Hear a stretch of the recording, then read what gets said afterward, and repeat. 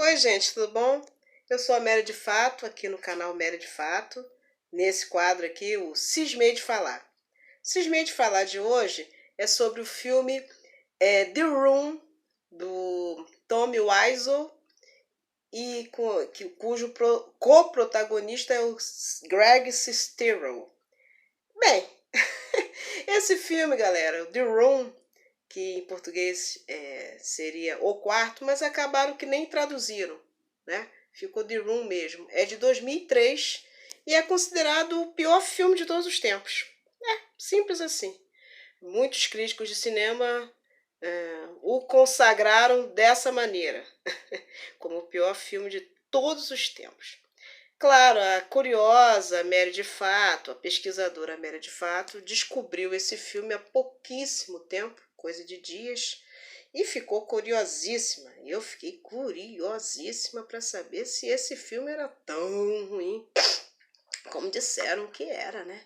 A gente fica assim bolado quando recebe esses títulos. E o mais interessante é que tanto as coisas boas quanto as coisas ruins nos atraem, entenderam? Assim, o melhor filme de todos os tempos, aí dá vontade de ver. E o pior filme de todos os tempos, dá vontade de ver também. Então eu fiquei curiosa e fui assistir. Galera, eu não considerei o pior filme, não. De todos os tempos, não. Porque eu já vi, foi filme ruim, cara. Nossa, eu já vi coisas muito pateticamente ruins. São tão ruins que eu nem lembro direito desses filmes. Eu diria que o The Room é um dos piores filmes que eu já vi. Mas aí é que tá. Ele virou cult movie. É um filme cultuado pelo mundo todo por ser ruim, né?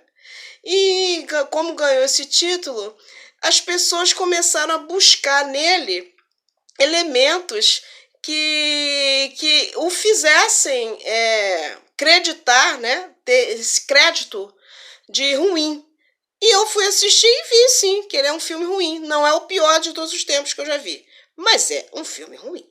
Então vamos lá falar de algumas coisas, de algumas particularidades, algumas idiosincrasias do filme que realmente não tem como a gente defini-lo de outra maneira. E é bom dizer, eu jamais me referiria a alguma obra de alguém, alguma arte, como ruim, se não tivesse esse título. E o próprio produtor, ator, diretor, ele fez tudo no filme. O protagonista, Tommy Wiseau, já não tivesse assumido que é um filme cômico. Um filme que é drama, mas virou um cômico negro, né? O chamado humor negro. Acabou virando uma espécie de humor negro. Então, eu jamais me referiria assim, porque eu jamais denigro trabalho alheio, a não ser que a própria pessoa já tenha admitido isso. Eu digo assim, coisas que eu não gosto. Não, tem coisas assim nesse filme, nessa música que eu não gosto, mas não fico subestimando o trabalho de ninguém, porque tá todo mundo aqui no jogo, tá todo mundo querendo ser feliz, né? E eu não acredito que o Tommy Wiseau, se é que é assim mesmo que se pronuncia o nome dele, tenha saído de casa para fazer um filme ruim. Ah, gente, tô louco para fazer um filme ruim. Não. Muito pelo contrário, ele queria até concorrer ao Oscar. Ele produziu o filme para isso, para concorrer ao Oscar. E ele conseguiu herculeamente, com muito dinheiro envolvido, mais de 6 milhões de dólares investidos nesse filme, Jesus, para manter esse filme mais ou menos 2 semanas em cartaz, porque era o parâmetro, né, o pedido mínimo para um filme concorrer a Oscar. Mas claro que o filme sendo precário não tem como concorrer a Oscar nenhum. Ele podia, ele tentou fazer os requisitos básicos para ser julgar, para ser elevado a um patamar de Oscar, mas ele não cumpriu com outros fatores importantíssimos. Bem, gente, vamos lá falar de algumas coisas que consagraram esse filme de maneira ao contrário. o filme que é considerado o Cidadão Kane dos filmes ruins, né? Que o Cidadão Kane é considerado um dos melhores filmes de todos os tempos. E esse filme é considerado um Cidadão Kane, é um clássico, né? Mas só que dos filmes ruins. Bom, uma coisa que é péssima no filme é a atuação, né, gente? Vamos perder muito tempo, né? A atuação do Tommy Wiseau chega ao patamar de, vamos dizer assim, de canastrice liberta, né? Vamos dizer assim. Ele libertou-se para ser canastrão nesse filme. Como dissesse assim, eu sou o produtor, eu sou o diretor, eu faço o que eu bem entendo. Ele não teve preocupação nenhuma de atuar bem. Os outros atores, coitados, eu fico até com pena dos outros atores do filme, porque num texto ruim, numa direção ruim, numa produção ruim, não tem como você atuar de maneira digna. Então eu vou dar um desconto para os outros atores por conta disso, que as pessoas não sentiam credibilidade no que estavam falando, né? Elas davam o texto automaticamente, roboticamente, porque não tinha muito o que você fazer ali. A pobre Liza, né? Lisa, em português é Lisa, ela repetiu que eu não quero falar desse assunto mais 6 vezes durante o filme. O texto mais clássico dela foi esse. Eu não quero falar desse assunto, I don't about it. I don't about it. O tempo todo, volta e meia ela estava falando isso. Quer dizer, como é que uma atriz dessa tadinha? Eu fico com pena da Juliette Daniel, que é aqui no português é Juliette Daniele, que é no inglês come-se o E, né? Juliette, né? Daniel, né? Ele não fala assim o E. Mas aqui em português é isso mesmo, Juliette Daniele. Essa pobre atriz não teve muito como desenvolver. O Greg Sestero até tentou, coitado. Ele que é um co-produtor também, né? Ele ajudou e muito na linha de montagem do filme. Mas ele não teve muito o que fazer também, coitado. Como é que o cara pode fazer uma atuação boa se o texto dele é assim? Ele dá o texto falando que sofreu muito por conta de mulheres que ele já teve, né? Uma mulher lá que fizeram sofrer muito, bababá. Aí lá mais tantas o interlocutor dele, que no caso é o personagem do Tommy, né? Que é o Johnny, fala assim, aí dá uma gargalhada e muda de assunto e fala como dissesse que a vida é assim mesmo. Pô, como é que o ator vai contracenar bem assim? Gente, não tem como, né? Então, essa particularidade da interpretação péssima ajudou muito no filme ser considerado ruim. Aí eu já até andei falando, né? O texto ruim transforma atuações ruins. A produção patética, né? A produção, o cenário. Eu não sou nenhuma expert em cinema, gente, pelo amor de Deus. Eu tô falando aqui como espectadora. Eu sou uma pessoa que tem cérebro assistir um filme, só isso. E o cenário também ridículo, né? A construção, a edição de cenário. Tá o cara aqui, aí a imagem de fundo é sempre a mesma, não tem um som externo, não tem um passarinho voando na hora, não tem nada acontecendo naquele cenário. É um prédio, gente. Num prédio acontecem muitas coisas. No mínimo tinha que aparecer um som de avião, um passarinho cantando, sei lá. Mas não, o cenário sempre ali fixo, né? Aquele cenário fechado ali. A outra coisa interessantíssima que tem que ser dita, não é culpa do Tommy, mas ele tem, segundo os... Aí eu tô com os experts, porque eu não percebi isso. Porque eu não sou nativa de língua inglesa, que ele tem uma pronúncia, que ele tem a pronúncia do inglês muito carregada de outro país. Ele garante que é americano, mas ele não é americano. Segundo dizem, ele é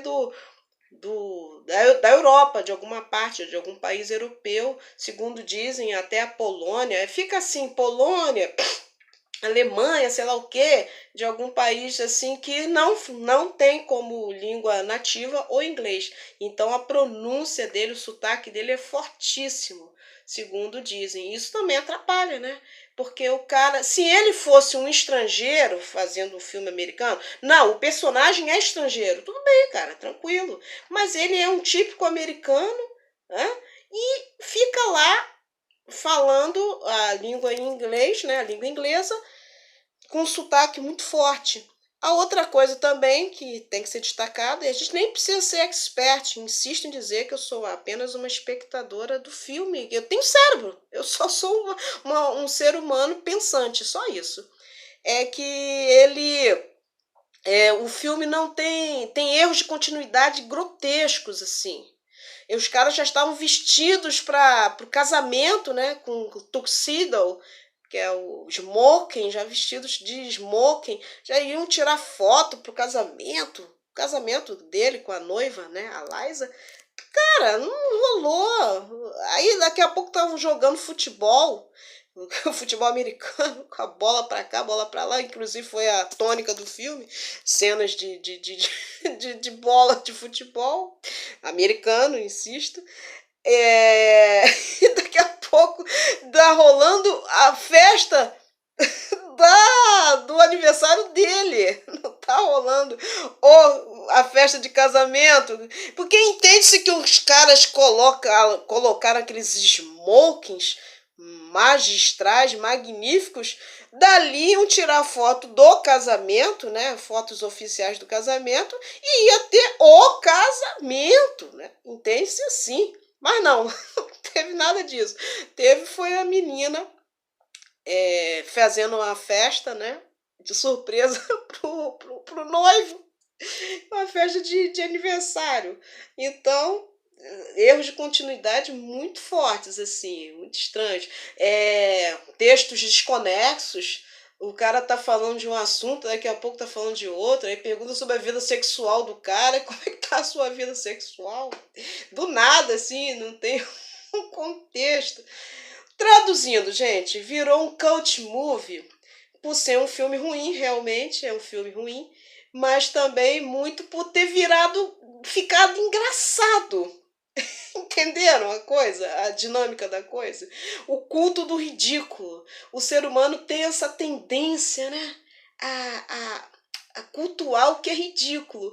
Então, esse culto do ridículo fez com que o filme se tornasse clássico. É um filme fantástico esse filme.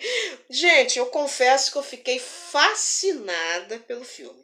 Sério mesmo. Eu fiquei fascinada e insisto por essas cenas, essas situações grotescas. Deu para entender? Vocês entenderam a situação? Não é que ele é um filme bom, porque não é um filme bom. Não se iludam. Vocês que não assistiram, não se iluda você que está aí me vendo agora. Não se iluda. O filme não é bom. Mas se você encarar como um filme cômico, assim, o jogo dos 1000 erros, né? Vamos pegar assim, vou ver um filme que tem uns 1000 erros. Aí você rola de rir, o filme fica gostoso, cara. É um filme delicioso. Eu já vi várias cenas várias vezes. Olha só como é que a gente tem essa tendência para o escracho. Essa é a grande verdade. O ser humano gosta de bagunça, não é possível. Mas eu me perdoo. Ai, graças a Deus, Senhor. Obrigada, meu Pai. Que eu tenho uma coisa que me exime, né? Me redime dessa bandalhada. É porque os filmes ruins me atraem? Aham, mas os filmes bons também. Os filmes bons eu assisto várias vezes a mesmíssima cena e cultuo aqueles atores, aquela produção mesmo. Eu vou a fundo, pesquiso mesmo. Então, ufa, gente. Se os filmes ruins me atraem, as obras boas também, igualmente e até mais. Eu tenho que dizer para vocês que eu pesquiso muito mais um filme bom sobre um filme bom do que sobre um filme ruim. Então, ufa, ai, tô isenta. E a parte fútil aqui que eu tenho que destacar, que me fascinou muito no filme, foi a beleza incontestável do Greg Sestero, né? Que ele é muito lindo, cara. Nossa, que homem para ser bonito aquele Greg. Eu fiquei fascinada assim, que ele é muito, muito lindo mesmo. E tem um sorrisão, né, nos olhos, assim, ele tem um calor. E talvez se ele tivesse em outra produção, uma produção melhor, melhor dirigida, melhor produzida, talvez ele atuasse melhor, gente. Porque o cara recebeu essa pecha também de canastrão, junto com os outros atores, por conta desse filme. Mas quem sabe? Dizem que ele já trabalhou em outros filmes. Tem outras produções, né? Inclusive tem um filme chamado O Artista do Desastre, que é baseado, sobre esse filme, é baseado no livro do Greg Sestero, uma coisa assim, a pronúncia me perdi agora. Sestero, né? Acho que é Sestero a pronúncia.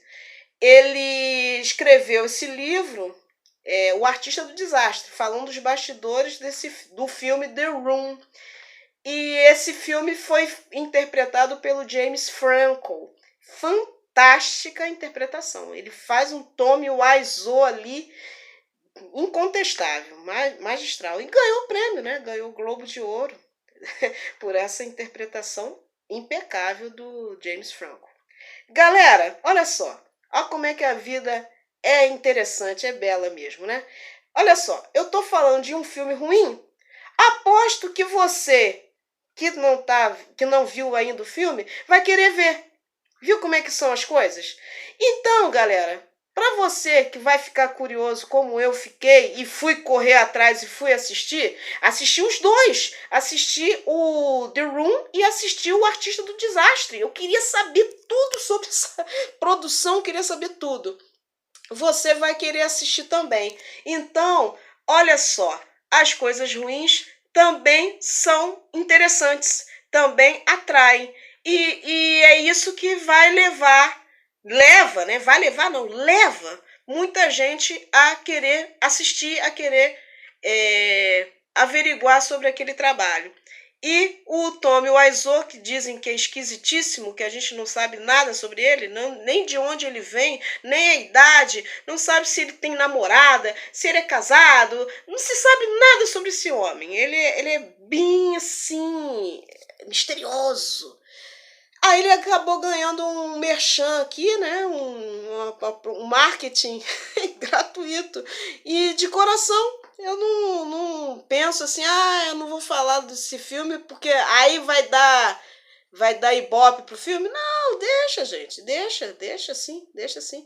Aí você vai assistir e vai chegar às suas próprias conclusões. Se o filme é o pior que você já assistiu ou se é um dos piores. Agora, dizer que é bom não tem como. Não tem como. A não ser que você encare o filme como comédia rasgada, que o Tommy fez aquela bandalhada no filme para chamar atenção mesmo. Aí sim. Aí como filme comédia rasgada, aquela coisa culto do ridículo, ele fez a propósito, aí você rola de rir e vai gostar do filme. Como eu gosto do filme, mas como filme ridículo, como filme comédia palhaçada, aí vale a pena sim assistir. Tá bom, gente? Aquele beijo, aquele abraço. E isso aqui, gente, não levem a sério nada disso aqui. Por quê? Porque é só uma opinião. Opinião você gosta se quiser, né? Você não tem obrigação de acatar a minha opinião. É apenas uma opinião e eu apenas cismei de falar.